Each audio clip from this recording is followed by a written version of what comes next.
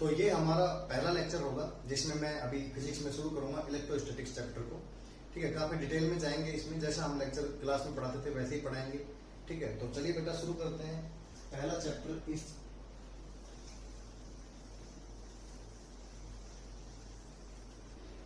तो चैप्टर का नाम है इलेक्ट्रोस्टैटिक्स, पर अपन इसको कंप्लीटली क्लासिफिकेशन देख रहे हैं। तो इलेक्ट्रो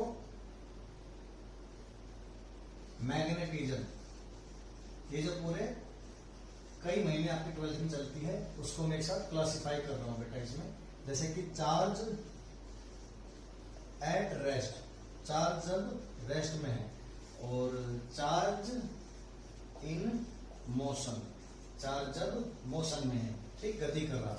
चार्ज एट रेस्ट पे होगा तो उस चैप्टर का जो नाम होगा वो होगा इलेक्ट्रोस्टैटिक्स।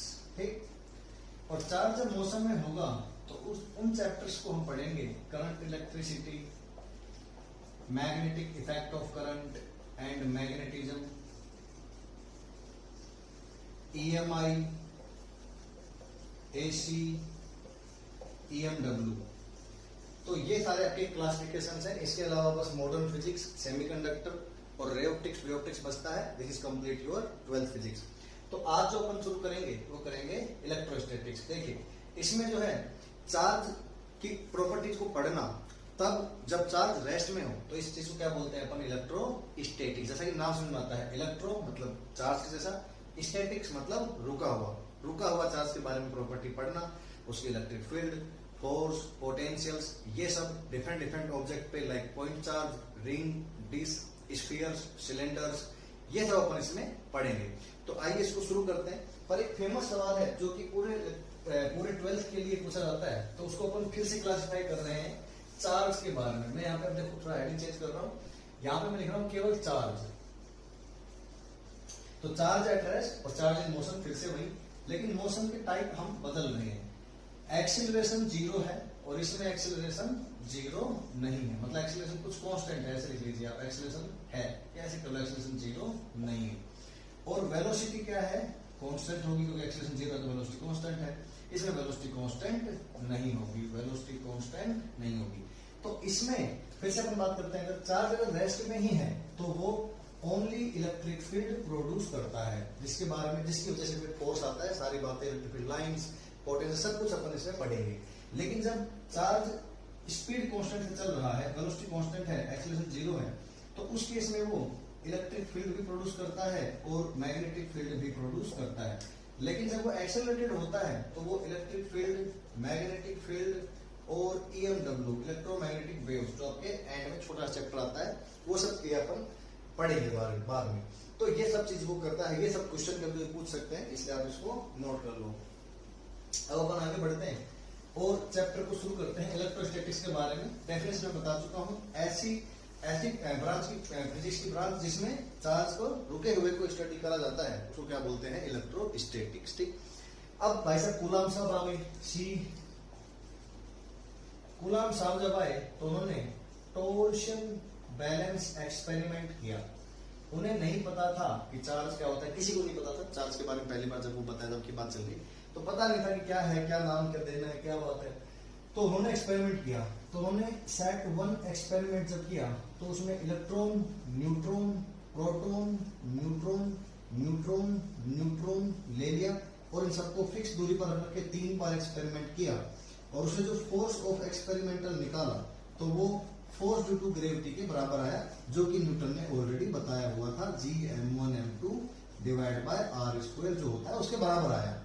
ऐसा उसने देखा। अच्छी बात है भाई, ठीक बात है, अच्छी बात है, आना चाहिए था भाई, न्यूटन साहब ने बताया है। तो फिर उसने दूसरा एक्सपेरिमेंट किया, उसमें उसने इलेक्ट्रॉन ले लिया और प्रोटॉन ले लिया।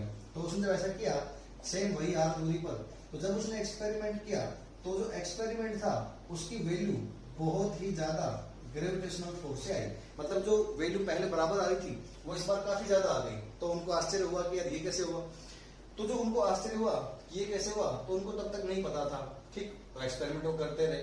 फिर उन्होंने एक और एक्सपेरिमेंट करा, उसमें उन्होंने सेट 3 जो था वो इलेक्ट्रॉन और प्रोटॉन ले लिया, उसको भी सेम दूरी पर r पर लेकर फिर से एक्सपेरिमेंट किया। फिर से एक्सपेरिमेंट की value greater than gravitational force आई। दूसरा उन्होंने ये नोटिस किया कि इसमें जो फोर्स था वो रिपल्सन कैटेगरी का था, मतलब रिपल्सन हो रहा था, जबकि इसमें जो था वो अट्रैक्शन हो रहा था। तो इतना जब उन्होंने देखा तो कि यार कुछ तो गड़बड़ है, तो उन्होंने कंक्लूजन जो इसका बताया, इस जो एक्सपेरिमेंट का कंक्लूजन उन्होंने बताया कि apart from mass matter must have some additional property which is responsible for this type of force, this extra force. तो यहीं से चार्ज का उन्होंने जन्म जो है, चार्ज का जन्म हुआ, जिसको अपन अभी चर्चा करेंगे, ठीक है। तो उन्होंने बताया कि यही जो प्रॉपर्टी है जिसकी वजह से इलेक्ट्रिक फील्ड और मैग्नेटिक फील्ड चार्ज जो है कोई बॉडी प्रोड्यूस करती है, तो उन्होंने बताया कि भाई ये चार्ज यही इसके लिए जिम्मेदार है।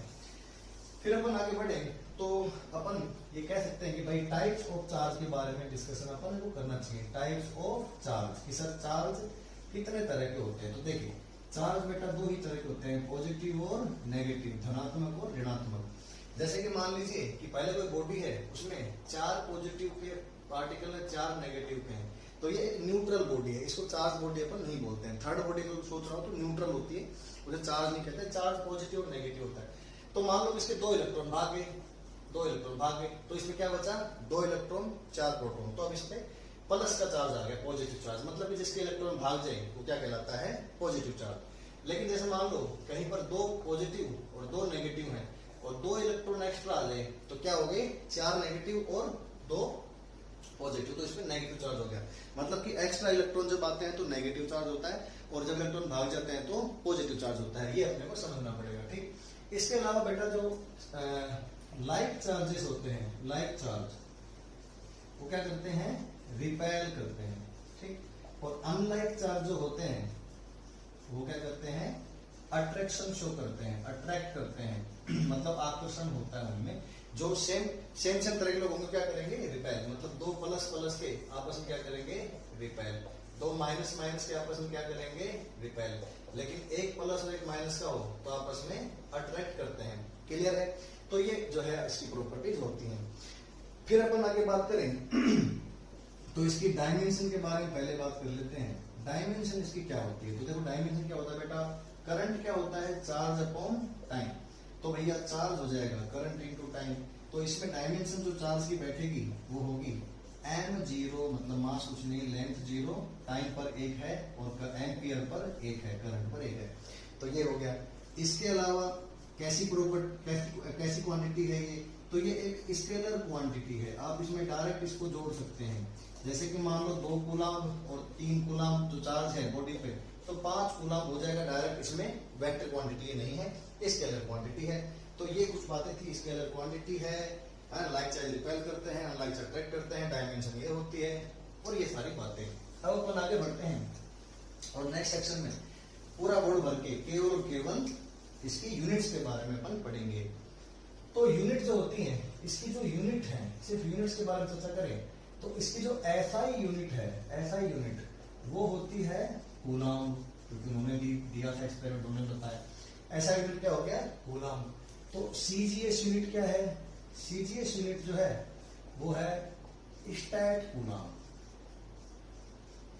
ये भी देखो उन्हीं का ही नाम है, और इसका एक और नाम है ESU। और जो ESU है इसका फुल फॉर्म होता है electrostatic unit of charge, 1 ESU। चलो बात करते हैं। तो एक रिश्ता क्या होता है एसआई में और सीजीएस में, तो 1 कूलम में 3 × 10⁹ स्टैट कूलम, या फिर मैं शॉर्ट में लिखूं तो ESU होते हैं। तो एक ESU में कितने कूलम हो गए, तो डिवाइड कर देंगे 1 / 3 × 10⁹ तो ये बनेगा 3.33 10⁻⁻10 जो है कूलम। मतलब कि एक ESU में 3.33 10⁻⁻10 कूलम होते हैं। इसके अलावा एक और यूनिट है फ्रैंकलिन। फ्रैंकलिन बोलो तो ESU और फ्रैंकलिन दोनों एक ही बात है, और इसी को ही स्मॉलेस्ट यूनिट ऑफ चार्ज भी कहते हैं। स्मॉलेस्ट यूनिट ऑफ चार्ज, कहीं पे सवाल आ जाए कि स्मॉलेस्ट यूनिट ऑफ चार्ज क्या है, तो उसमें फ्रैंकलिन अगर ऑप्शन में हो तो फ्रैंकलिन पहले, फ्रैंकलिन ना हो तो ESU अपन कर लेंगे, ठीक। इसके अलावा एक और यूनिट है EMU, जिसका फुल फॉर्म है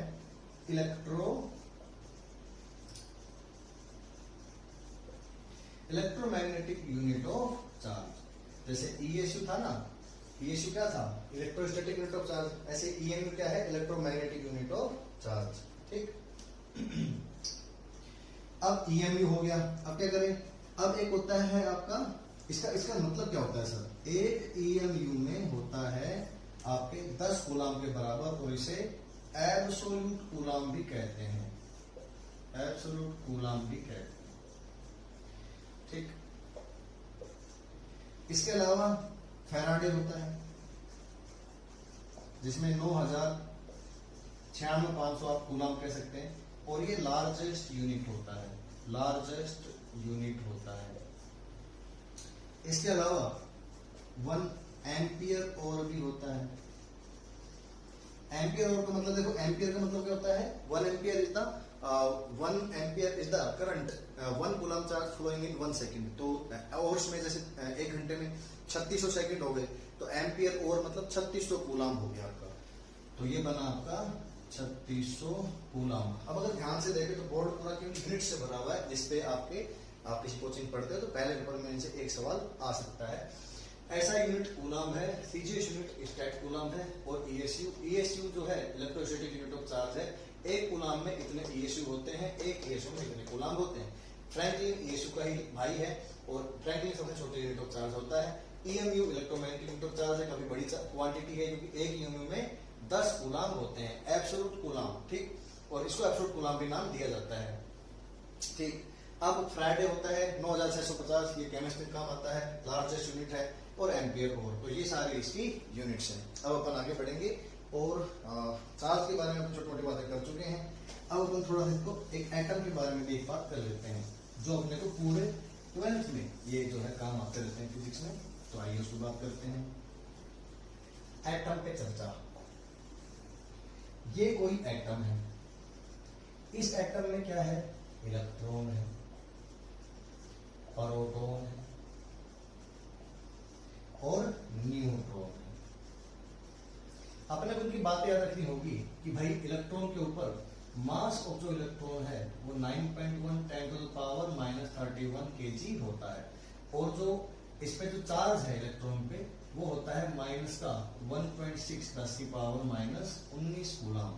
ऐसे प्रोटॉन का मास होता है 1.67 10⁻⁻27 kg, और ऐसे ही इसका जो चार्ज होता है इलेक्ट्रॉन पे वो प्लस का 1.6 × 10⁻⁻19 कूलम होता है। न्यूट्रॉन पे मास ऑफ न्यूट्रॉन 1.6 × 10⁻⁻27 है kg में, जो कि करीब करीब मास ऑफ प्रोटॉन के बराबर ही होता है, और चार्ज इस पे नहीं होता है, चार्ज ऑन न्यूट्रॉन 0 होता है। एक और बात आप याद रखेंगे, मास जो कई जगह काम भी आएगा, mass of proton is approximately 1836 या 1800 कह सकते हैं मास ऑफ इलेक्ट्रॉन। मतलब इलेक्ट्रॉन बहुत हल्का होता है, 1836 गुना हल्का होता है करीब करीब। देखो आप ये देखो, कहां पता चलेगा आपको, ये जो है इसमें इस चीज का भाग दे दोगे तो आपका ये वैल्यू आ जाएगा। तो ये सारी बातें अपने याद रखनी। ये वाले लेक्चर जो है अपना पहला लेक्चर था इस चैनल पे मेरा, और इसमें मैंने थोड़ा सा इंट्रोडक्शन दिया है कि भाई क्या क्या हम करेंगे, और इलेक्ट्रोस्टैटिक्स चैप्टर का इंट्रोडक्शन दिया है, पूरे 12th में क्या पढ़ते हैं लगभग उसका इंट्रोडक्शन दिया है, और जो है चार्ज के बारे में सिर्फ इंट्रोडक्शन दिया है, उसकी यूनिट, उसके डायमेंशंस और उसके जो है प्रॉपर्टीज के बारे में थोड़ा सा बात करें, स्केलर क्वांटिटी ऐसा है बस। अब डिटेल में जो चार्ज की प्रॉपर्टीज होती हैं बहुत सारी, वो अपन नेक्स्ट लेक्चर में कवर करेंगे। ठीक है, तो बाय बाय छोटे छोटे बच्चों, देखते रहिए, मुस्कुराते रहिए, पढ़ते रहिए, डाउट पूछते रहिए, और देखते रहिए NEET JEE master class with me. Bye.